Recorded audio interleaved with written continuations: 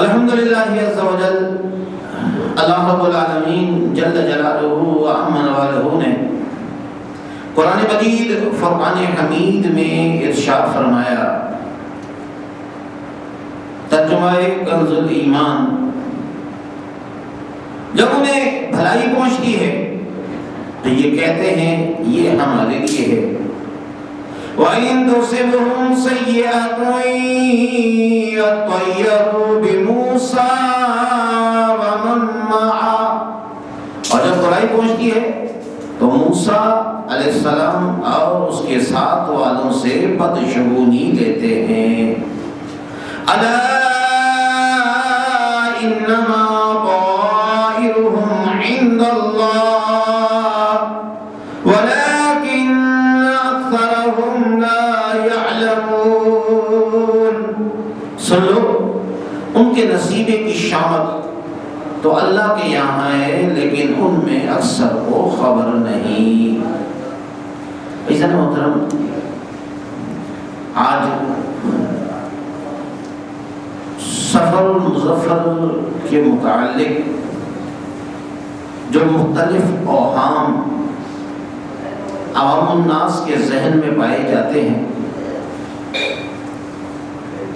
کہ اس مہینے کو منحوس مہینہ قرار دیا جاتا ہے، اور خصوصاً اس کے جو 13 دن ہیں اس کے متعلق تو یہ یقین کیا جاتا ہے کہ یہ 13 دن انتہائی سخت ہیں اور اس میں بہت زیادہ بلائیں نازل ہوتی ہیں، لہذا اس میں شادی بیاہ کرنا، نئے مکان کی بنیاد رکھنا، نئے مکان میں شفٹ ہونا،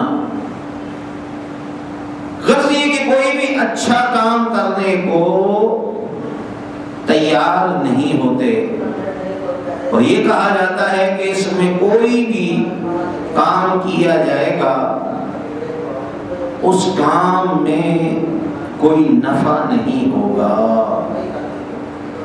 عزیزان محترم، شگون کے متعلق میں آپ کی خدمت میں چند باتیں عرض کرتا ہوں۔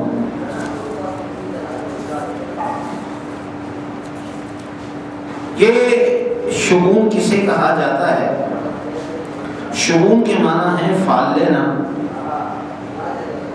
یعنی کسی چیز، شخص، عمل، آواز یا وقت کو اپنے حق میں اچھا یا برا سمجھنا۔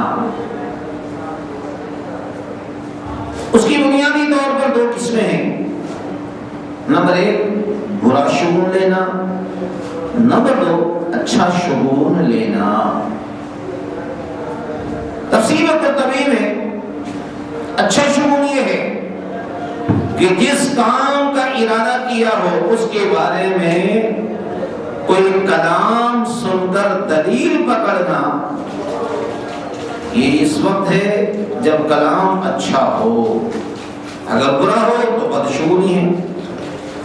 شریعت نے اس بات کا حکم دیا ہے کہ انسان اچھا شگون لے کر خوش ہو اور اپنا کام خوشی پایا تکمیل تک پہنچائے، اور جب برا کلام سنے تو اس کی طرف توجہ نہ کرے اور نہ ہی اس کے سبب اپنے کام سے رکے۔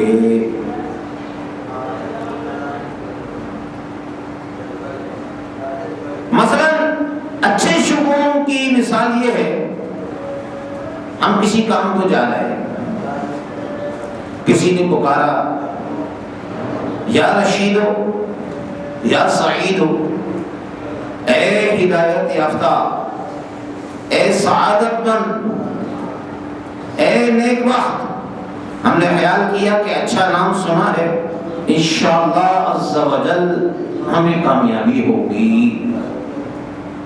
کسی اللہ والے کی زیارت ہو گئی، اسے اپنے حق میں اچھا سمجھا، انشاءاللہ عز و جل مجھے اپنے مقصد میں کامیابی حاصل ہوگی۔ لیکن بدشگونی کی مثال یہ ہے کہ ایک شخص سفر کے ارادے سے نکلا، راستے میں کالی بلی راستہ کاٹ گئی۔ اب اس شخص نے یہ یقین کر لیا کہ اس کی نحوست کی وجہ سے مجھے سفر میں ضرور کچھ نقصان اٹھانا پڑے گا، اور اس نے اس سفر کو ترک کر دیا۔ تو سمجھ لیجئے کہ یہ شخص بدشگونی میں مبتلا ہو گیا کہ کالی بلی راستہ کاٹ گئی ہے، لہذا اب میرا یہ کام درست نہیں ہوگا۔ ہمارے معاشرے میں جہالت کی وجہ سے رواج پانے والی خرابیوں میں ایک بدشگونی بھی ہے جس کو بدفعلی بھی کہا جاتا ہے، جبکہ عربی میں اس کو طائرن طیرن یا طیرا، عرب لوگ طائر یعنی پرندہ کو اڑا کر فعال لیتے تھے۔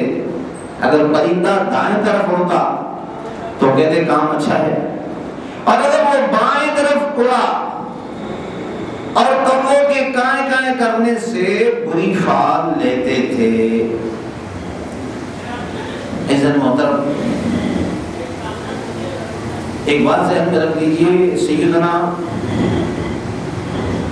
رسول اکرم نور مجسم رحمت عالمیان صلی اللہ علیہ وسلم نے فرمایا، اچھا یا برا شگون لینے کے لیے پرندہ اڑانا، بدشگونی لینا، کنکر پھینک کر یا ریت میں لکیر کھینچ کر پھال نکالنا شیطانی کاموں میں سے ہے۔ اسی لیے علماء نے لکھا ہے تفسیر نعیمی میں کہ بدشگونی لینا حرام اور نیک فعل یا اچھا شگون لینا یہ مستحب ہے۔ یاد رکھ لیجیے، اسلام میں نیک فعل لینا جائز اور بد فعلی بدشگونی لینا یہ حرام ہے۔ ایھا محترم، اللہ کے محبوب تعالیٰ صلی اللہ علیہ وسلم کا فرمان ہے کہ بدفعلی لینا شرک ہے، بدفعلی لینا شرک ہے، یہ 3 مرتبہ فرمایا۔ پھر ارشاد فرمایا کہ ہم میں سے ہر شخص کو ایسا خیال آ جاتا ہے مگر اللہ عز و جل توکل کے ذریعے اسے دور فرما دیتا ہے۔ یعنی اگر کسی کے دل میں کوئی برا خیال جنم لے لے، جیسے کہ ہم سنتے ہیں کہ بدشگونی لینا یہ عالمی بیماری ہے، مختلف ممالک میں رہنے والے مختلف لوگ مختلف چیزوں سے بدشگونی لیتے ہیں، انسان سن کر حیران ہو جاتا ہے۔ کاش میری مائیں بہنیں بچیاں توجہ کے ساتھ اس بیان کو سنیں۔ مثلا کبھی اندھے، لنگڑے، ایک آنکھ والے اور معذور لوگوں سے تو کبھی کسی خاص پرندے یا جانور کو دیکھ کر یا اس کی آواز کو سن کر بدشگونی کا شکار ہو جاتے ہیں۔ کبھی کسی وقت یا دن یا مہینے سے بدفعلی لیتے ہیں۔ کوئی کام کرنے کا ارادہ کیا اور کسی نے اس طریقہ کار کی کمی کی نشاندہی کر دی، یا تو اس کام سے رک جائے گا اور پھر وہ بدشگونی لے لیتا ہے کہ اب تم نے ٹانگ اڑا دی ہے، تم نے منہ سے بدفعلی نکالی ہے، لہذا اب یہ کام ہو ہی نہیں سکے گا۔ عزیزان محترم، آج کل تو لوگ زمین پر رہ کر ستاروں کی باتیں کرتے ہیں، یہ دن کیسا رہے گا، یہ ہفتہ کیسا رہے گا، یہ مہینہ کیسا رہے گا۔ اخبارات کے ذریعے، رسائل کے ذریعے، موبائل فون کے ذریعے ایسے نجومیوں کی کوئی کمی نہیں جو انسان کا پیسے کے ساتھ ساتھ ایمان برباد کرنے میں بہت زیادہ کردار ادا کرتے ہیں۔ ہم مثال کے طور پر کبھی ایسا ہوتا ہے کوئی مہمان رخصت ہوا تو کہتے ہیں گھر میں جھاڑو نہیں دینا چاہیے کہ منحوس خیال کر دیا جاتا ہے۔ وہ سب دوست کہ ڈاکٹر صاحب ہماری آنکھ سیدھی آنکھ پھڑک رہی ہے تو یقیناً کوئی مصیبت آئے گی۔ بھائی آنکھ سیدھی پھڑکے یا الٹی پھڑکے، یہ پھڑکنا یہ اللہ کی طرف سے ہے، اور یہ اس پھڑکنے سے کسی قسم کا کوئی نقصان نہیں ہوتا۔ صاحب عید اگر جمعے کے دن ہوئی تو وہ حکومت ختم ہو جائے گی۔ اب دیکھیں اس دفعہ تو حج ہی عید کے دن ہوا ہے، اب سعودی حکومت پر کیا ہوتا ہے۔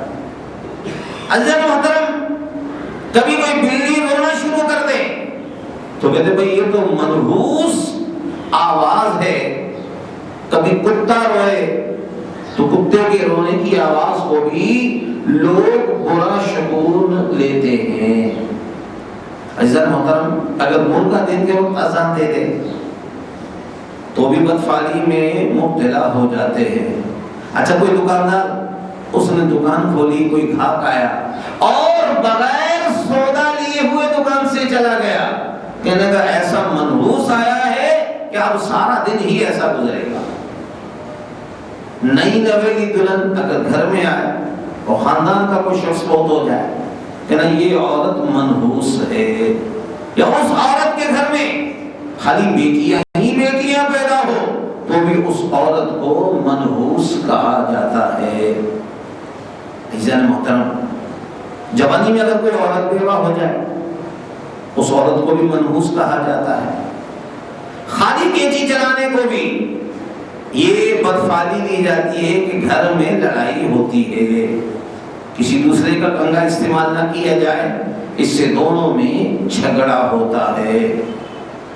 جب بادلوں میں بجلی کڑک رہی ہو اور سب سے بڑا بچہ پلوٹا یا پہلوٹا گھر سے باہر نکلے تو بجلی اس پر گر جائے گی۔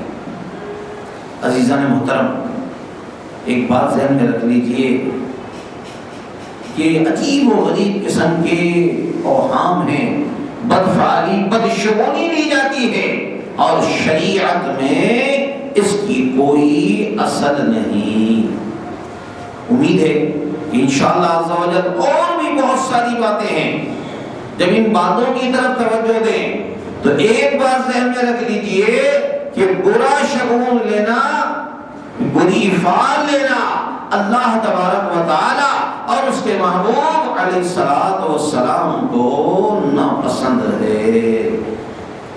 عزیز محترم، اللہ کے محبوب دانا غیوب صلی اللہ علیہ وسلم نے بدفعلی لینے والوں سے اپنی بیزاری کا اظہار ان الفاظ میں فرمایا، جس نے بدشگونی لی اور جس کے لیے بدشگونی لی گئی وہ ہم میں سے نہیں ہے، یعنی ہمارے طریقے پر نہیں۔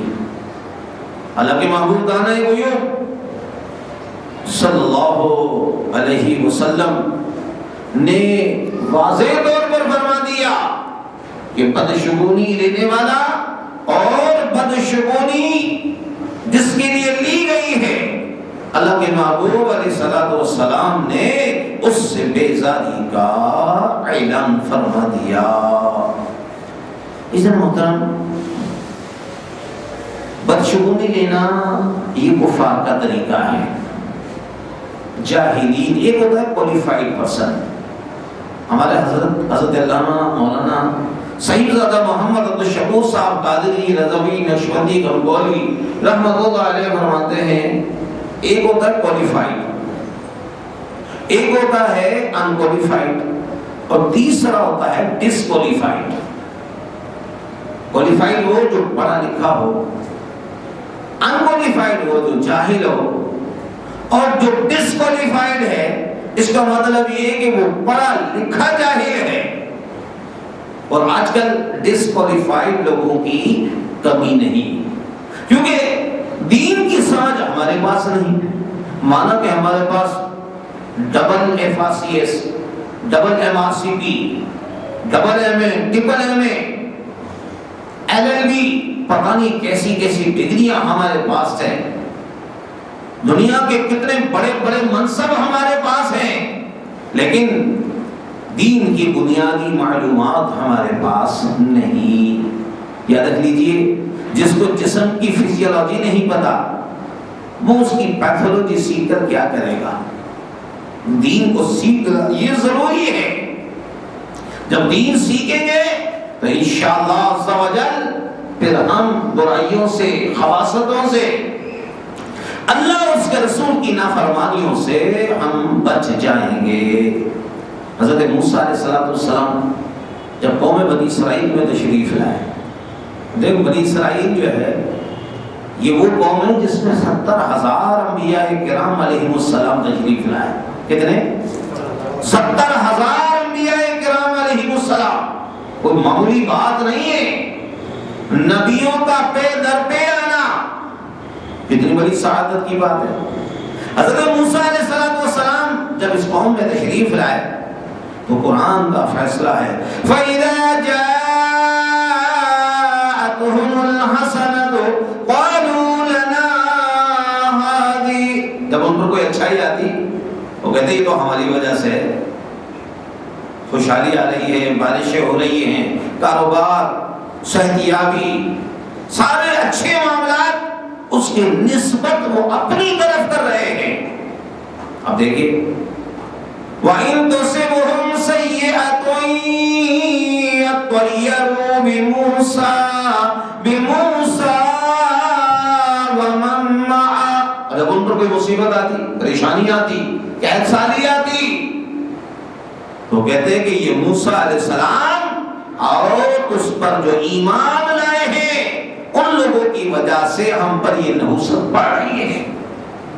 الا انما طائرهم عند اللہ، سن لو، خبردار یہ ان کے نصیبے کی شامت ہے اللہ کے یہاں۔ ولكن اکثرهم لا يعلمون، لیکن ان میں اکثر کو خبر نہیں۔ بنی اسرائیل میں کہتا گیا، مختلف قسم کے عذابات آئے، کبھی طوفان آیا، فَأَرْسَلْنَا عَلَيْهِمُ الطُّوفَانَ وَالْجَرَادَ وَالْقُمَّلَ وَالضَّفَادِعَ وَالدَّمَ آیَاتٍ مُفَصَّلَاتٍ، مختلف عذابات آئے تو یہ کہتے تھے کہ یہ موسیٰ علیہ السلام اور جو اس کے ساتھ مومنین ہیں ان کی وجہ سے ہم پر یہ نحوست، یہ تباہی اور یہ بربادی آ رہی ہے۔ ایسا محترم ایک بات سہن میں رکھ لیجیے، ہمارے شیخ الحدیث حضرت علامہ مولانا صحیح زادہ محمد عبد الشکور صاحب قادری رضوی نقشبندی بھنکولوی رحمۃ اللہ علیہ، اللہ تعالیٰ ان کی قبر پر اربوں کھربوں پدموں رحمتوں کا نزول فرمائے۔ ہماری اصلاح فرماتے ہوئے فرماتے تھے انسان پر کوئی مصیبت آ رہی ہے، بیماری آ رہی ہے، پریشانی آ رہی ہے، آفت آ رہی ہے، اس کو چاہیے کہ وہ اللہ کے حضور توبہ کرے۔ جب وہ توبہ کرے گا اللہ کے حضور گر گڑا کر معافی طلب کرے گا، اللہ تبارک و تعالی اس کی اس پریشانی کو، تکلیف کو دور فرما دے گا۔ لیکن ہوتا کیا ہے، جب انسان ان پریشانیوں کے باوجود، تکلیفوں کے باوجود اگر انسان ہوش کے ناخن نہیں لیتا تو تباہی اور بربادی اس کا مقدر بن جاتی ہے۔ قرآن مجید فرقان حمید میں اللہ تبارک و تعالیٰ نے ارشاد فرمایا، اب ذرا غور کیجیے گا میری مائیں بہنیں بچیاں، میں بڑا معتدل بیان کر رہا ہوں، اعتدال والی بات عرض کر رہا ہوں، اے کاش میری ماں بہن بیٹی بھی اپنے کام کاج کو چھوڑ کر کچھ دیر کے لیے دین کو سیکھ لے۔ ہاں تمہیں بیوٹی پارلر کا کام بہت اچھا آتا ہے، مہندی بہت اچھی آتی ہے، کڑھائی سلائی بہت اچھی آتی ہے، کپڑے پہننے کا ڈھنگ آتا ہے، بات کرنے کا سلیقہ آتا ہے، تمہارے پاس بڑی بڑی ڈگریاں ہیں، بڑے بڑے منصب ہیں، لیکن اگر نہیں تو دین تمہارے پاس نہیں۔ آئیے سنیے، اولا يرون انهم يفتنون في كل عام مرة او مرتين، فرمایا تو دیکھتا نہیں کیا، تجھے سمجھ نہیں یہ تیری آنکھیں ہیں یا بھینس کی آنکھیں ہیں؟ ارے یہ انسان کی آنکھیں ہیں یا جانور کی آنکھیں ہیں؟ ان آنکھوں کے پیچھے رب ذوالجلال نے عقل رکھی ہے، شعور رکھا ہے۔ ایک بات تو ذہن میں رکھیے نا بھائی، جانور تھوڑی ہے کہ اس کو کچھ ہوش نہیں، آپ انسان ہیں۔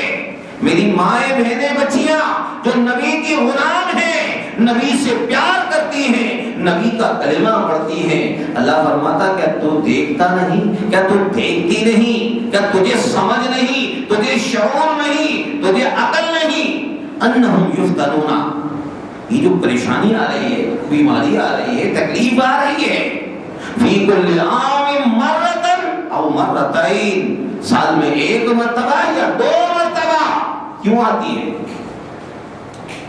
کبھی آپ نے غور کیا پریشانی کیوں آ رہی ہے؟ کیوں آ رہی ہے؟ بیماری کیوں آ رہی ہے؟ کاروبار میں تکلیف کیوں آ رہی ہے؟ جسم میں پریشانی کیوں آ رہی ہے؟ اولاد نافرمان کیوں ہو رہی ہے؟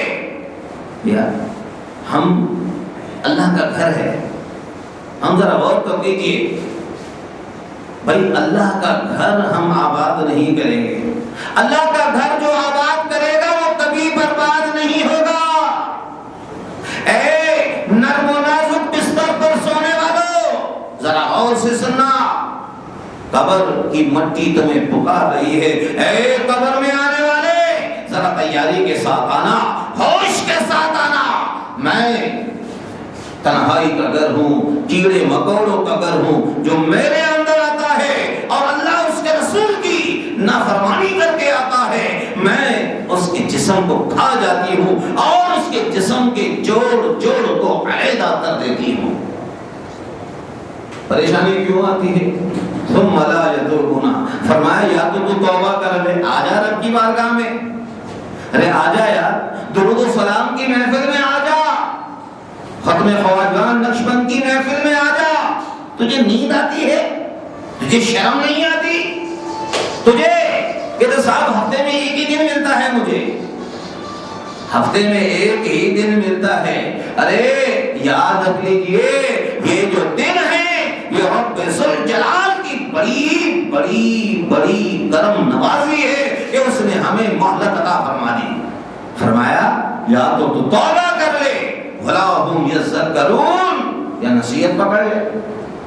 نصیحت بھی تو پکڑی جا سکتی ہے، انسان جب توبہ کرے گا وہ سمجھ لیجئے رب ذوالجلال کی بارگاہ میں مقام قبولیت حاصل کر لے گا۔ اور بنی اسرائیل حضرت موسیٰ علیہ السلام سے کہتے تھے یہ جو اچھائی ہے نا یہ ہم پر ہماری وجہ سے ہے، اور یہ جو پریشانی آ رہی ہے نا یہ آپ اور ایمان والوں کی وجہ سے ہے۔ اللہ نے فرمایا سن لو یہ تمہارے نصیبوں کی شامت ہے، لیکن اکثر لوگ اس کو نہیں جانتے۔ بھائی بات تو یہ ہے، ہم تو حجت قائم کر رہے ہیں، ہم تو آپ کو نیکی کی دعوت دے رہے ہیں، لیکن کل کوئی یہ قیامت کے دن نہیں کہہ سکتا مالک و مولا ہمیں کسی نے بتایا ہی نہیں، ہمیں کسی نے سکھایا ہی نہیں، ہمیں کسی نے نیکی کی دعوت دی نہیں۔ تو سن لے اے میری بھولی والی بہن، اے میری پیاری پیاری بیٹی، ذرا غور سے سن لے، تجھے قبر میں بھی جانا ہے، قبر کی تنہائی پکار رہی ہے، قبر کی تنہائی تیرا انتظار کر رہی ہے۔ دوسری قوم حضرت صالح علیہ السلام جب قوم سمود کے پاس تشریف لائے، ذرا غور سے سنیے گا، وَلَقَدْ أَرْسَلْنَا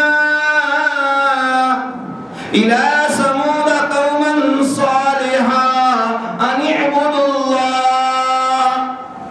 فَإِذَا هُمْ فَرِيقَانِ يَخْتَصِمُونَ۔ جب حضرت صالح علیہ السلام قوم سمود کے پاس تشریف لائے، ان کو نیکی کی دعوت دی، تو ایک نیکی کی دعوت کو سن کر نبی کی غلامی کا تاج اس نے اپنے سر پر ڈال دیا، اور ایک وہ تھا جو نبی کا دشمن بن گیا۔ جو نبی کا دشمن تھا وہ کیا کہنے لگا، قال یا قوم لم تستعجلون بالسیئۃ قبل الحسنہ لولا تستغفرون اللہ لعلکم ترحمون۔ حضرت صالح علیہ السلام سے کہنے لگے جس سے آپ ہمیں ڈراتے ہو نا، وہ لے آؤ۔ جو کسی کو اگر آپ کہتے ہیں نا کہ یاد ہو اپنی آخرت سے بچ، قبر کے عذاب سے ڈر، کہتا چلو مولوی صاحب چلو، ایسے لگتا ہے جیسے جنت اس کے باپ کی میراث ہے اور اس کو ملے گی، نہیں نہیں، یہ خام خیالی ہے۔ ایمان پر پیدا ہونا یہ رب کا فضل و کرم ہے، لیکن ایمان پر خاتمہ ہونا یہ اللہ کے محبوب علیہ الصلوۃ والسلام کا صدقہ ہے۔ یاد رکھ لیجیے، اگر ایک آدمی مسلمان پیدا ہوا، مسلمان گھرانے میں پیدا ہوا، لیکن اس کا ایمان برباد ہو گیا، اس سے بڑا بد نصیب اور بدبخت کون ہوگا؟ اور ایک شخص پیدا ہوا تھا، کافر تھا، کافر گھرانے میں پیدا ہوا، لیکن رب ذوالجلال نے اس کو کرم فرماتے ہوئے اسے نبی کی غلامی کی سعادت عطا فرما دی، تو اس سے زیادہ نصیب والا کون ہوگا؟ حضرت صالح علیہ السلام سے کہا کہ آپ جس عذاب سے ڈراتے ہو وہ عذاب ہم پر لے آؤ۔ آپ لوگوں نے کیا بات ہے، کیوں ڈرتے ہو، کیوں طلب کرتے ہو، کیوں جلدی کرتے ہو؟ لِمَ تَسْتَعْجِلُونَ بِالسَّيِّئَاتِ قَبْلَ الْحَسَنَةِ، ارے تم برائی کو چھوڑ دے، نیکی کو اپنا لے۔ کاش لولا تستغفرون اللہ، تم اللہ کی جناب میں توبہ کرتے، لعلکم ترحمون، تاکہ تم پر رحم کیا جاتا۔ حقیقت بات تو یہی ہے،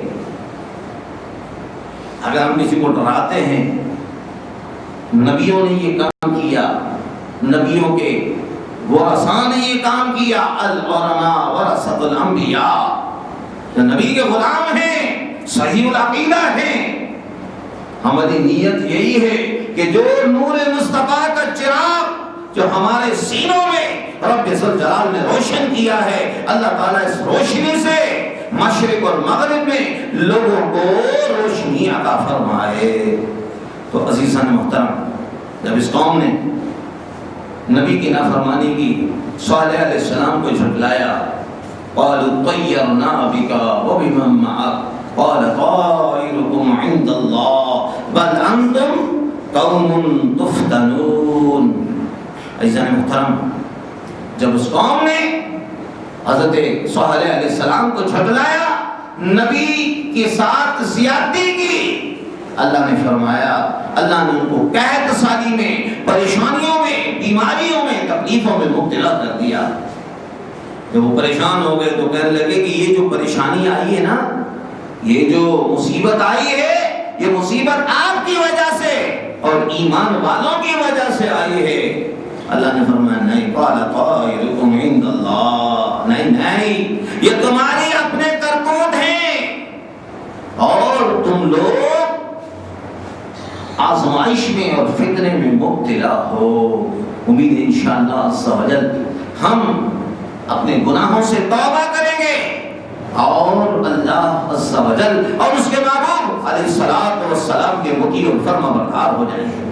ایک تیسرا واقعہ، قرآن پاک میں کئی واقعات ہیں، بدقسمتی یہ ہے ہمیں سب کچھ آتا ہے لیکن نہیں آتا تو قرآن نہیں آتا۔ اچھا، کتنے ایسے دوست ہیں جو قرآن کو پابندی کے ساتھ پڑھتے ہیں؟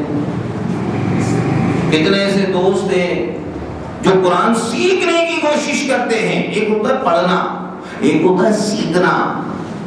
سیکھنے کا مطلب یہ ہوتا ہے کہ میں جو کچھ سیکھ رہا ہوں اس پر مجھے عمل کرنا ہے۔ ہم کسی کو نیکی کی دعوت دیں، وہ تو کہنا میری بے عزتی ہو رہی ہے، آپ کو کوئی جوا کھیل رہا ہے، شراب پی رہا ہے، زنا کے اڈے چلا رہا ہے، زنا کے اڈوں کا نیا نام رکھ دیا گیسٹ ہاؤس، وہ کیا کر رہا بھائی؟ اس کو سمجھا رہے ہیں، وہ کہہ رہا ہے یہ کام تو سارے کر رہے ہیں، میں نے کر لیا تو کیا ہو گیا؟ اللہ اکبر، چوری کرنا، زنا کرنا، شراب پیچنا، شراب کے اڈے، لوگوں کو دھوکہ دینا، ان کو قتل کرنا، ان کو اذیت دینا، اللہ اس کے رسول کو ناپسند ہے۔ قرآن مجید فرقان حمید سورہ یاسین شریف میں اللہ تبارک و تعالیٰ نے آیت نمبر 13 تا 19 میں یہ واقعہ بیان فرمایا ہے۔ حضرت سیدنا عیسیٰ علیہ السلام نے اپنے دو حواری، دو اپنے ساتھیوں کو کہاں بھیجا؟ انطاکیہ بھیجا کہ وہاں کے جو لوگ بت پرست ہیں وہاں جا کر ان کو دین حق کی دعوت دیں۔ جب یہ دونوں شہر کے قریب پہنچے، ایک شخص، اس کا نام تھا حبیب نجار، عزیزان محترم، اس نے ان کا حال دریافت کیا۔ انہوں نے کہا ہم سیدنا عیسیٰ علیہ السلام کے بھیجے ہوئے ہیں اور تمہیں دین حق کی طرف ہم دعوت دیتے ہیں، تم بت پرستی چھوڑ کر اللہ کی بارگاہ میں حاضر ہو جاؤ۔ حبیب نجار نے نشانی دریافت کی۔ انہوں نے کہا نشانی یہ ہے، ہم بیماروں کو اچھا کرتے ہیں، جو اندھا ہو اس کو آنکھیں دیتے ہیں، اور جو برس کا مریض ہو اس کو شفا دیتے ہیں۔ حبیب نجار کا ایک بیٹا 2 سال سے بیمار تھا، اس نے وہ بچہ ان کے پاس لایا، اس نے اپنا ہاتھ جو پھیرا، اللہ تبارک و تعالی نے اس کی برکت سے اس کو درست کر دیا۔ حبیب نجار ایمان لائے، اس واقعے کی خبر مشہور ہو گئی، کثیر لوگوں نے ان کے ہاتھوں سے اپنے امراض سے نجات پائی۔ یہ جب خبر بادشاہ کو پہنچی اور بلا کر کہا کہ تو ہمارے معبودوں کو برا بلا کہتا ہے اور ان کے سوا بھی کوئی اور معبود ہے؟ انہوں نے کہا ہاں، وہی جس نے تجھے اور تیرے معبودوں کو پیدا کیا۔ لوگ ان کے دشمن ہو گئے اور ان دونوں کو قید کر دیا۔ حضرت سیدنا عیسیٰ علیہ السلام نے اپنے تیسرے حواری حضرت شمعون رضی اللہ تعالیٰ عنہ کو بھیجا، تو وہ وہاں پر اجنبی بن کر شہر میں داخل ہوئے اور کسی طریقے سے بادشاہ کے دربار میں رسائی حاصل کی۔ جب بادشاہ ان سے خوب مانوس ہو گیا تو ایک روز بادشاہ سے کہا وہ جو 2 آدمی قید کیے گئے ہیں کیا ان کی بات سنی گئی تھی؟ وہ کیا کہتے تھے؟ بادشاہ نے کہا کہ نہیں، جب انہوں نے نئے دین کا نام لیا تو فوراً ہی مجھے غصہ آ گیا۔ حضرت شمعون رضی اللہ تعالیٰ عنہ نے کہا کہ اگر بادشاہ کی رائے ہو تو ان کو بلایا جائے، دیکھیں ان کے پاس کیا ہے۔ چنانچہ دونوں بلائے گئے۔ حضرت شمعون رضی اللہ تعالیٰ عنہ نے مجھ سے دریافت کیا تمہیں کس نے بھیجا ہے؟ انہوں نے کہا اللہ نے۔ کس نے بھیجا ہے؟ بلند آواز سے بولیے، اللہ نے بھیجا ہے، جس نے ہر چیز کو پیدا کیا اور ہر جاندار کو روزی دی، اس کا کوئی شریک نہیں۔ حضرت شمعون رضی اللہ تعالیٰ عنہ نے کہا اس کی مختصر صفت بیان کرو۔ انہوں نے کہا وہ جو چاہتا ہے کرتا ہے، جو چاہتا ہے حکم دیتا ہے۔ اللہ کی شان ہے لا یسأل عما یفعل وهم یسألون۔ کوئی رب سے یہ سوال نہیں کر سکتا کہ ڈاکٹر عابد شکیل کو تم نے یہاں کیوں بٹھایا ہے، کیوں بٹھایا ہے، اس کو نیچے کیوں نہیں بٹھایا؟ اس لیے رب سے کوئی سوال نہیں کر سکتا یہ کام تو نے کیوں کیا اور کیوں نہیں کیا۔ اس نے میرے شیخ طریقت حضرت علامہ مولانا صاحب زادہ محمد عبد الشکور صاحب قادری رضوی نقشبندی دھمکولوی رحمت اللہ علیہ، آپ فرماتے تھے ڈاکٹر صاحب اللہ کی کیوں سے ڈرنا چاہیے۔ کل قیامت کے دن تم رب کی بارگاہ میں پیش ہو اور رب تم سے کہے اے تو نے یہ کام کیوں نہیں کیا اور یہ کام کیوں کیا، تو اس کیوں کا جواب دینا یہ بھاری ہو جائے گا۔ تو رب سے کوئی سوال نہیں کر سکتا کہ یہ رب نے یہ کام کیوں کیا اور کیوں نہیں کیا۔ یہ تو رب کی مہربانی ہے، جس کو رب اپنے دین کی خدمت کے لیے جس کا انتخاب کر لے یہ اس کی مہربانی ہے، ورنہ ہم کیا، ہماری اوقات کیا، چیپندی کا شوربہ۔ رب ذوالجلال اس کو اپنے دین کے لیے کسی کی ضرورت نہیں، ہم اس کے محتاج ہیں، وہ کسی کا محتاج نہیں۔ حضرت شمعون نے پھر پوچھا تمہارے پاس نشانی کیا ہے؟ انہوں نے کہا جو بادشاہ چاہے گا ہم وہ نشانی پیش کر دیں گے۔ اب ذرا سنیے گا، بادشاہ نے ایک اندھے لڑکے کو بلایا، انہوں نے دعا کی اللہ تبارک و تعالی نے اس کو فوراً بینا کر دیا، اس کو آنکھیں عطا فرما دی۔ حضرت شمون رضی اللہ تعالیٰ عنہ نے فوراً کہا اب مناسب یہ ہے کہ تو اپنے معبودوں سے کہے کہ وہ بھی ایسا ہی کر کے دکھائیں تاکہ تیری اور ان کی عزت ظاہر ہو، یعنی بتوں سے کہو۔ بادشاہ نے جب حضرت شمون سے کہا تم سے کچھ چھپانے کی بات نہیں ہے، ہمارا معبود نہ دیکھتا ہے نہ سنتا ہے نہ کچھ بگاڑ سکتا ہے نہ بنا سکتا ہے۔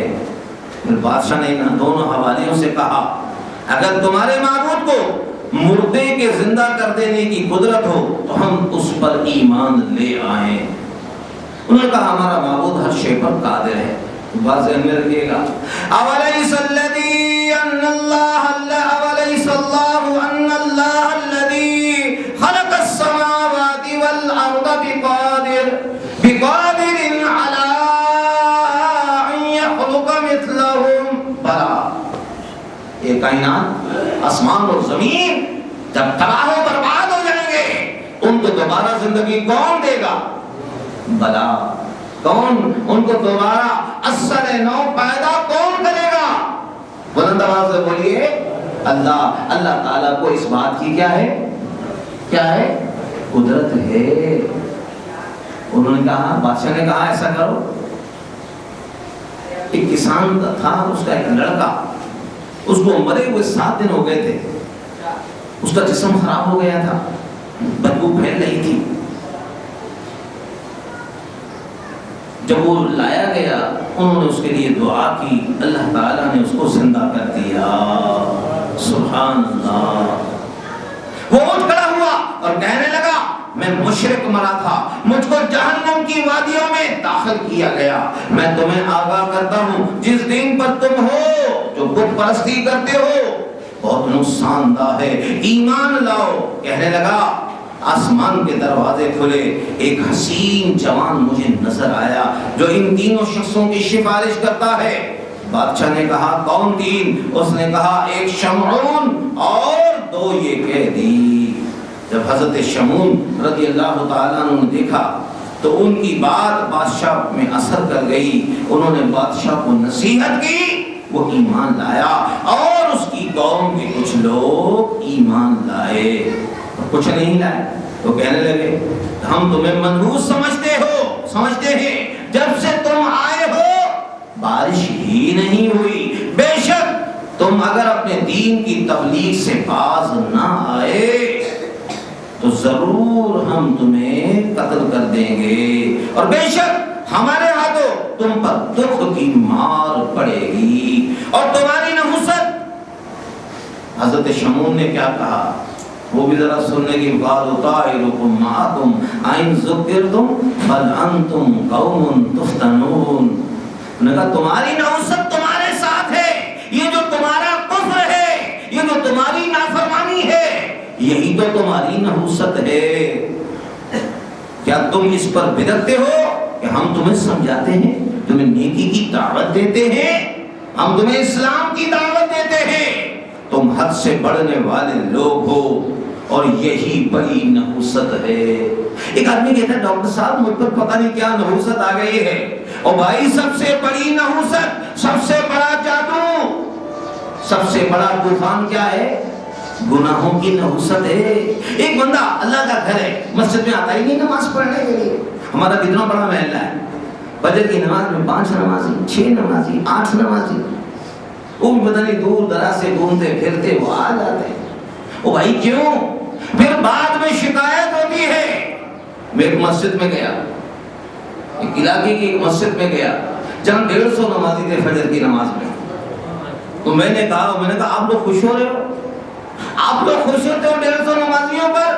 ارے اس علاقے میں ایک ہی مسجد ہے، اگر 10,000 میں سے اگر 150 آدمی نماز پڑھتے ہیں تو یہ کوئی کمال کی بات نہیں ہے۔ مزہ تو یہ ہے 10,000 میں سے 1000 تو ہو کم سے کم، اگر 10,000 نہیں ہے تو 1000 تو نمازی ہوں۔ اور یاد رکھ لیجئے ایک ایک کر کے جب سب رخصت ہو جائیں گے، نوجوان آنے کے لیے تیار نہیں، بڈھا جو ہے وہ دنیا سے جا رہا ہے، اب ہم بھی تو بڈھے ہو گئے. اب کوئی دوسرا اپنے آپ کو نہ سمجھے بھائی، ہم بھی، ہماری شام ہو رہی ہے. جس کی صبح ہے وہ جوانی کے انتظار میں ہے، جس کی جوانی ہے وہ شام کے انتظار میں ہے، اور جس کی زندگی کی شام ہے وہ کس چیز کے انتظار میں ہے. ہاں اتنا میں ضرور کہتا ہوں، ہماری زندگی کی شام گرمیوں کی شام کی طرح ہے جو طویل ہوتی ہے، بڑی برکتوں والی شام ہوتی ہے. یہ سردیوں کی شام نہیں جو اثر ہوئی تو مغرب فوراً ہو گئی، ایسا نہیں ہو سکتا. بہرحال اتنا ذہن میں رکھ لیجئے، اگر کوئی شخص پریشان ہے، بیمار ہے، آفت زدہ ہے، اس کو چاہیے کہ وہ اللہ کے حضور اپنے گناہوں سے توبہ کرے. جب وہ توبہ کرے گا رب ذوالجلال اس کو اس توبہ کی برکت سے اس بلا اور مصیبت سے نجات عطا فرمائے گا.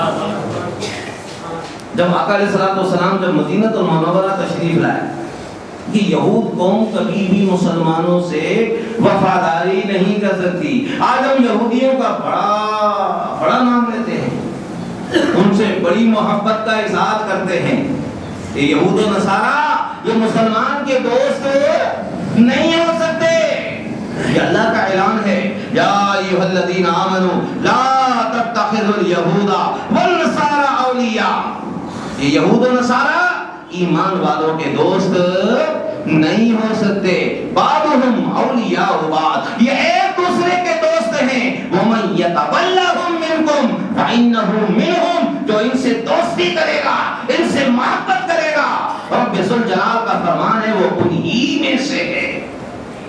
یاد رکھ لیجیے، آقا علیہ الصلوۃ والسلام جب مدینہ المنورہ تشریف لائے، یہود انہوں نے بدشگونی کی. آمد مصطفیٰ پر ویسے بھی شیطان کو چڑ ہوتی ہے. ہم ابھی ربیع الاول شریف کا مہینہ آئے گا، اپنے گھروں پر جھنڈے لگائیں گے، نیا لباس پہنیں گے، اپنے گھروں پر اپنی مساجد پر رنگ برنگی کمکمے سے مساجد کو سجائیں گے. ہمارے چہروں پر بھی نور مصطفیٰ جھلک رہا ہوگا، اور ان شیطانوں کے منہ پر رات کی سیاہی سے زیادہ. یہ میں آپ کو قرآن پاک سے بتا رہا ہوں. آقا علیہ الصلوۃ والسلام جب مدینہ المنورہ تشریف لائے، اس کا پہلا نام کیا تھا؟ یثرب نام تھا. یثرب کے معنی ہے بیماریوں کا گڑھ. جب آقا آئے، آقا نے اس بیماریوں کو گھڑ کو مدینہ بنا دیا. فرمایا جب میں آیا تھا تو یہ بیماریوں کا گھڑ تھا، اور اب یہ دار الشفا ہے. ارے جس کو پوری دنیا سے شفا نہ ملے وہ میرے آستانے سے ذرا سی خاک اٹھا کر لے جائے، اللہ تعالیٰ اس کو شفا عطا فرما دے گا. اللہ اکبر، یا رسول اللہ. عزیز محترم، سورہ نساء کی آیت نمبر 78، وَإِن تُصِبْهُمْ حَسَنَةٌ يَقُولُوا هَٰذِهِ مِنْ عِنْدِ اللَّهِ. اور جب انہیں کوئی بھلائی پہنچے تو یہ کہتے ہیں کہ اللہ کی طرف سے ہے. وَإِن تُصِبْهُمْ سَيِّئَةٌ يَقُولُوا هَٰذِهِ مِنْ عِنْدِكَ. اور انہیں کوئی برائی پہنچے تو کہے یہ حضور کی طرف سے آئی. قُلْ كُلٌّ مِّنْ عِنْدِ اللَّهِ، تم فرما دو سب اللہ کی طرف سے ہے. فَمَا لِهَٰؤُلَاءِ الْقَوْمِ لَا يَكَادُونَ يَفْقَهُونَ حَدِيثًا. تو ان لوگوں کو کیا ہوا کہ کوئی بات سمجھتے معلوم ہی نہیں ہوتے. آقا علیہ الصلوۃ والسلام جب مدینہ المنورہ تشریف لائے تو یہود و نصارہ کہنے لگے یہ محمد صلی اللہ علیہ وسلم جب سے آئے ہیں قحط پڑا ہوا ہے، بارش نہیں ہو رہی. ارے خدا کے بندے، اللہ نے فرمایا بات سنو جو تم بکواس کرتے ہو. اب دیکھیں قرآن کیا کہہ رہا ہے. قرآن رب ذوالجلال نے کیا بات ارشاد فرمائی. ما اصابک من حسنۃ فمن اللہ. فرمایا اے سننے والے، تجھے جو بھلائی پہنچے وہ اللہ کی طرف سے ہے. وما اصابک من سیئۃ فمن نفسک. اور جو برائی پہنچے وہ تیری اپنی طرف سے ہے. یہ جو بارشیں بند ہو جاتی ہیں، جب زنا کی کثرت ہوتی ہے، جب سود کی کثرت ہوتی ہے، یاد رکھ لیجیے ایک بندہ مسجد میں آنے کے لیے تیار ہی نہیں ہے. یار بچپن سے لے کر جوانی تک اور بڑھاپے تک ہم نے اس کو کبھی مسجد میں نہیں دیکھا. اچھا آپ اگر اس کا جنازہ پڑھانے سے انکار کر دیں تو اسے یار کسی بات کرتے ہو ڈاکٹر صاحب بھائی کیوں؟ وہ جنازہ پڑھنا کیا ہے؟ کیا ہے؟ فرض کفایہ ہے. کیا ہے؟ ایک آدمی بھی جنازہ پڑھ لے تو سب کی طرف سے ادا ہو جائے گا. لیکن یہ جو 5 نمازیں ہیں یہ فرض عین ہے. جس طرح مجھ پر نماز فرض ہے، اس طرح یہاں پر ہر عاقل بالغ مسلمان مرد عورت جو حیض و نفاس سے خالی ہے اس پر نماز کیا ہے؟ فرض ہے. تو یہ بات ذہن میں رکھ لیجئے کہ اگر کوئی نماز نہ پڑھے، آپ منع تو کر کے دیکھیے، ہو سکتا ہے وہ ساری زندگی آپ سے کلام کرنا چھوڑ دے. بھائی کیوں؟ ایک شخص جو ہے دن کے 11 بجے کسی کا جنازہ پڑھنے کے لیے تیار ہو کر پہنچ گیا فجر کی نماز کے لیے. اچھا وہ کاروبار چھوڑ کر جا رہا ہے، ملتان سے، لاہور سے، اسلام آباد سے، پنڈی سے، پتہ نہیں کہاں سے ہزاروں روپیہ خرچ کر کے بیرون ممالک سے آ رہا ہے کہ میرا باپ مر گیا، میری ماں مر گئی، میری بیوی مر گئی، میرا بچہ مر گیا. لاکھوں روپیہ خرچ کر کے وہ آ رہا ہے فرض کفایہ کے لیے. کس کے لیے؟ فرض عین نہیں. اگر آپ نے نہیں پڑھی تو کوئی اللہ تعالیٰ آپ سے یہ سوال نہیں کرے گا کہ بھئی آپ نے یہ نماز کیوں نہیں پڑھی. ہاں اگر کسی نے فجر کی نماز نہیں پڑھی، ظہر نہیں پڑھی، عصر، مغرب، عشاء نہیں پڑھی، اس سے سوال ہوگا کہ اے بندے یہ بتا تو نے یہ نمازیں کیوں نہیں پڑھی. امید ہے کہ انشاءاللہ اس طرف توجہ دیں گے. یاد رکھیے جو مصیبت آتی ہے یہ مصیبت انسان کے اپنے کرتوتوں کی وجہ سے ہے. زمانہ جاہلیت میں مشرکین بھی بدشگونی لیتے تھے. اب عزیزان محترم، میں آپ کی خدمت میں سفر کے حوالے سے 2 باتیں عرض کر دوں. جو ماہ سفر ہے جو اس وقت ہمارے درمیان موجود ہے، اس کو لوگ مصیبتوں اور آفتوں کا مہینہ کہتے ہیں. خصوصاً اس کی ابتدائی 13 تاریخیں بڑی مشہور ہے کہ اس میں بڑی بلائیں نازل ہوتی ہیں. ارے خدا کے بندے کہتے ہیں صاحب اس پہ نیا کاروبار نہیں ہوگا، کوئی شادی نہیں ہوگی، نیا مکان تعمیر نہیں ہوگا، مکان میں تبدیل نہیں ہوں گے، کچھ بھی نہیں کریں گے. عزیزان محترم ایک بات ذہن میں رکھ لیجئے، یہ جو اوہام ہیں، بدشگونی ہیں، اللہ اور اس کے رسول عز و جل و صلی اللہ علیہ وسلم کو انتہائی ناپسند ہے. یا صاحب 13 تاریخ کو سفید چنوں پر جو ہے وہ فاتحہ دلائی جائے گی. فاتحہ دلانا منع نہیں ہے، آپ ہر مہینے دلائیں، ہر دن دلائیں. ہم تو روزانہ ہر کھانے پر دلاتے ہیں، تو 13 تاریخ کو ہم تو ہر کھانے پر. ہمارا مشرب یہ ہے جب کھانا سامنے آئے، علامہ مجد الف ثانی رحمۃ اللہ علیہ جو 1000 سالہ مجدد ہیں فرماتے ہیں جب تمہارے سامنے کھانا آئے اس کھانے پر اللہ کا نام لو، اللہ کے رسول کا نام لو، پھر اس کی برکتیں دیکھو. بڑی بات یہ ہے کہ خیرات کرنا یہ مستحب عمل ہے. ہمارے پاس مستحبات ہم بہت سیکھتے ہیں. بھائی فرائض کو سیکھیے، فرائض کی طرف توجہ دیجیے. یہ فرائض کی طرف توجہ دینا یہ اللہ اور اس کے رسول کو بہت زیادہ محبوب ہے. ہمارے مدنی آقا علیہ الصلوۃ والسلام نے سفر المظفر کے بارے میں وہمی خیالات کو باطل قرار دیتے ہوئے فرمایا لا سفر کچھ بھی نہیں. یہ بات ذہن میں رکھ لیجئے. عوام اسے سفر کے مہینے کو بلاؤں، حادثوں اور آفتوں کے نازل ہونے کا وقت قرار دیتے ہیں. یہ عقیدہ باطل ہے، اس کی کوئی حقیقت نہیں. اب آخری بات میں عرض کرتا ہوں کہ اس بدشگونی سے کیسے بچا جائے. بھائی اب یہ خیالات آ ہی گئے ہیں. ہم رات کو بلیاں بھونک رہی ہیں، کتے بھونک رہے ہیں، بجلی کڑک رہی ہے، عجیب و غریب معاملہ ہے. بھائی ایک بات ذہن میں رکھ لیجئے، اب اس بدشگونی سے کیسے بچا جائے، اس کا علاج بہت ضروری ہے. یاد رکھ لیجئے کہ سب سے پہلی بات تو یہ ہے کہ ہمیں اسلامی عقائد کی معلومات حاصل کرنا پڑے گی. دین کو سیکھنا پڑے گا، اور دین سیکھنے سے آئے گا. یہ کوئی روح افزا کا شربت نہیں ہے کہ پانی میں گھول کر آدمی پی لے گا. یہ کتنے تعجب کی بات ہے کہ لوگ مہران یونیورسٹی میں داخلے کے لیے پہلے تو پڑھتے ہیں، پھر انٹری ٹیسٹ کے لیے بھی تیاری کرتے ہیں، پھر کچھ وظائف اور اوراد پڑھتے ہیں، ماں باپ سے دعائیں کراتے ہیں، مساجد کے امام سے دعا کراتے ہیں، اپنے بڑوں سے دعائیں کراتے ہیں کہ میرا داخلہ ہو جائے. ماشاءاللہ.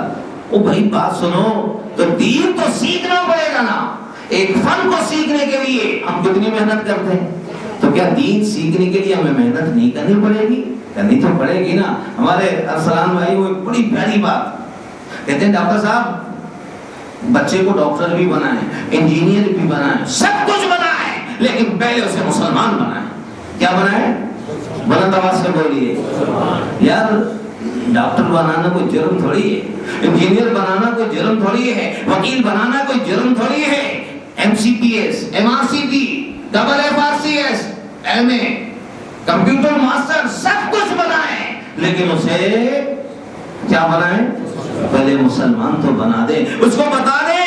یا ہمارے بچوں کو کرکٹر کے نام تو یاد ہیں، فلم اسٹار کے نام تو یاد ہیں، اگر نہیں آتا تو خلفائے راشدین کے نام نہیں آتے، اس کو نہیں آتے تو عشرہ مبشرہ کے نام اس کو نہیں آتے، اس کو نہیں آتے تو اس کو بزرگوں کے کارنامے یاد نہیں آتے جنہوں نے دین اسلام کی خدمت کی. ان کے متعلق اس کے پاس کوئی معلومات نہیں. دوسری بات یہ ہے عزیزان محترم، جب انسان اسلامی عقائد کو یاد کر لے گا، سیکھ لے گا، ما اصاب من مصیبت فی الارض ولا فی انفسکم الا فی کتاب من قبل ان نبرأها ان ذلک علی اللہ یسیر. یہ سورۃ الحدید پارہ نمبر 27 آیت نمبر 26. ترجمہ کنز ایمان. نہیں پہنچتی کوئی مصیبت زمین میں اور نہ تمہاری جانوں میں مگر وہ ایک کتاب میں ہے قبل اس کے کہ ہم اسے پیدا کرے. بے شک یہ اللہ کو آسان ہے. ان نبرأها، رب نے سب کچھ اپنے علم کے ذریعے لکھ دیا ہے کہ اس بندے پر یہ پریشانی اس کے اپنے اعمال اور کرتوتوں کی وجہ سے اس پر یہ پریشانی آئے گی. تو اسلامی عقائد کو سیکھنا کیا ہے؟ ضروری ہے. دوسری بات یہ ہے وہی ہوتا ہے جو منظور خدا ہوتا ہے. اگر لن یصیبنا الا ما كتب اللہ لنا هو مولانا وعلى الله فليتوكل المؤمنون. ہمیں ہرگز نہ پہنچے گی مگر وہ بات جو اللہ تعالیٰ نے ہمارے لیے لکھ دی، وہ ہمارا مولا ہے. اور مسلمانوں کو اللہ ہی پر بھروسہ کرنا چاہیے. ایک بات ذہن میں رکھ لیجیے، اگر ساری دنیا مل کر بھی ہمیں نفع دینا چاہے تو نفع بلند آواز سے بولیے نہیں دے سکتی، اور ساری دنیا مل کر اگر ہمیں نقصان دینا چاہے تو نقصان نہیں دے سکتی. اس لیے رب ذوالجلال ہمارا مولا ہے، ہمارا پروردگار ہے، ہمارا خالق ہے، ہمارا مالک ہے، ہمارا رزاق ہے. دوسری ایک بات اور ذہن میں رکھ لیجئے عزیزان محترم، اس کا بہترین علاج بدشگونی کا، جب کوئی برا خیال دماغ میں آئے، اس کا بہترین علاج کیا ہے؟ وہ اللہ پر توکل ہے. اللہ پر. اچھا میں اب ایک سوال کروں آپ سے، توکل کہتے کیسے ہیں؟ بہت سارے لوگوں سے یار توکل کرو، اللہ پر بھروسہ کرو. توکل کی میننگ کیا ہے؟ What's the meaning? مولانا عبد الشاکر الحدیث حضرت علامہ مولانا صاحب زادہ محمد عبد الشکور صاحب قادری، رضوی، نقشبندی، کھمکولوی رحمت اللہ علیہ، ان سے میں نے عرض کیا حضور والا توکل کی آسان سی تعریف بتائیے. آپ نے فرمایا بیٹا اللہ کی 3 صفات پر اسے یقین ہو. ایک، اللہ تعالیٰ عالم الغیب والشہادہ ہے، اللہ تعالیٰ سے کوئی چیز چھپی ہوئی نہیں ہے، اندھیرا ہو یا روشنی ہو، مسجد ہو یا بازار ہو، زمین کی گہرائی ہو، آسمان کی بلندی ہو، اللہ تعالیٰ کے علم سے کوئی بات چھپی ہوئی نہیں ہے. عزیزان محترم دوسری بات وہ بھی ذرا اور طلب ہے. ایک تو اللہ تعالیٰ عالم الغیب والشہادہ ہے، دوسری بات اللہ تعالیٰ قادر و قدیر ہے، وہ سپریم پاور ہے، ساری طاقتوں کا مالک کون ہے؟ بلند آواز سے بولیے اللہ ہے. ایک آدمی علم بھی ہو، طاقت بھی ہو، اللہ تعالیٰ کو کیا ہے؟ علم ہے نہیں ہے. دوسرا اللہ تعالیٰ سپریم پاور ہے، ساری طاقتیں رب کے پاس ہیں۔ اور تیسری اہم بات یہ ہے، اللہ تعالیٰ اپنے بندوں پر بڑا مہربان رحیم ہے۔ ایک ماں باپ اپنے بچے سے جتنا پیار کرتے ہیں اس سے 70 گنا زیادہ اللہ تعالیٰ اپنے بندے سے پیار کرتا ہے۔ تو توکل کی تعریف یہ ہے کہ 3 صفات، اللہ تعالیٰ سپریم پاور ہے، اللہ تعالیٰ عالم الغیب والشہادہ ہے، اور اللہ تعالیٰ بہت زیادہ رحیم، بڑا کریم، بڑا مہربان ہے۔ تو جب بندہ اللہ پر توکل کر کے اپنے آپ کو رب کے سپرد کر دے، حسبنا اللہ و نعم الوکیل، اے اللہ میں نے اپنے آپ کو تیرے سپرد کر دیا، جب میں نے اپنا پاؤں اٹھا دیا ہے سفر کے لیے، اب کالی بلی راستہ کاٹ گئی، بلیاں رو رہی ہیں، کتے بھونک رہے ہیں، اچھا کتوں کا کام یہ بھونکنا، یہ کتے جو ہے نا ان کا کام ہے بھونکنا، یہ ڈسکوالیفائڈ ہے، ڈسکوالیفائڈ، کوئی انکوالیفائڈ نہیں ہے، ڈسکوالیفائڈ ہے۔ اور یاد رکھ لیجئے، میں آپ سے ایک عرض کر دوں، اللہ تعالیٰ ہمارے حال پر رحم فرمائے، بڑی زبردست میں بات عرض کر رہا ہوں، جب بندہ اپنے آپ کو رب کے سپرد کر دے گا تو سمجھ لیجئے اس کا وہ کام اللہ تعالیٰ آسان کر دے گا۔ جب کوئی بدشگونی پیدا ہو جائے، یعنی یہ کام نہیں کرنا، یہ سفر کا مہینہ ہے، اب تو وہ کام ضرور کرنا ہے، کام سے رکنا نہیں ہے، کام کو کرنا ہے۔ اے اللہ میں نے تجھ پر بھروسہ کر کے اس کام کو کیا کیا ہے، شروع کر دیا ہے۔ ایک بات اور بھی ذہن میں رکھ لیجئے عزیزان محترم، ہمارے پاس ایک بہت پیارا اس کا وظیفہ ہے، جب ہمیں بدشگونی ہو جائے، اوہام ہو جائے، صاحب میری بچیاں ہیں ان کی شادی نہیں ہوتی، میں پڑھا لکھا ہوں مجھے روزگار نہیں ملتا، میرا کاروبار چلتا نہیں ہے، میرے کاروبار میں بندش ہو گئی ہے، یا سامنے والے سب کی دکانیں چلتی ہیں، میرے پاس کوئی بات آتا ہی نہیں ہے، میرے بچے اتنے انتہائی قابل ہیں، اس کے باوجود ان کو نہ نوکری ملتی ہے، نہ پڑھائی کے لیے داخلہ ملتا ہے، میرے پاس رہنے کے لیے مکان نہیں، استعمال کے لیے سواری نہیں۔ یاد رکھ لیجئے جب مختلف اوہام ہمارے ذہن میں آ جائیں تو 2 باتوں کو ذہن میں رکھ لیجئے، وَمَن يَتَّقِ اللَّهَ يَجْعَلْ لَهُ مِنْ أَمْرِهِ يُسْرًا۔ میں آپ کو آج میں سلسلہ عالیہ نقشبندیہ قادریہ کا فیض دے رہا ہوں، اس بات کو ذہن میں رکھ لیجئے گا۔ اللہ تبارک و تعالی نے فرمایا تو اللہ اور اس کے رسول کی فرما برداری کر لے، کیا کر لے؟ اللہ اور اس کے رسول کی فرما برداری کر لے۔ یہ جو درود شریف کی محفل ہوتی ہے نا، اور یہ مغرب کے بعد ختم خواجگان نقشبند کی محفل ہوتی ہے، یہ ہماری جسمانی بیماریوں کا علاج ہے، ہماری روحانی بیماریوں کا علاج ہے۔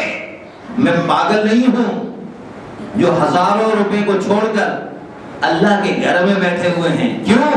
اس لیے کہ مرشد کریم فرماتے ہیں، ارے جب تم اللہ کا نام لو گے، نبی پر درود و سلام پڑھو گے اور ختم خواجگان نقشبند پڑھو گے، اللہ تعالیٰ اس جہان کی بھی خیر فرمائے گا، اس جہان کی بھی خیر فرمائے گا۔ فرمایا تم اللہ اس کے رسول کی فرما برداری کرو، یجعل لہ من امرہ یسرا، اللہ تعالیٰ تمہارے کاموں کو آسان کر دے گا۔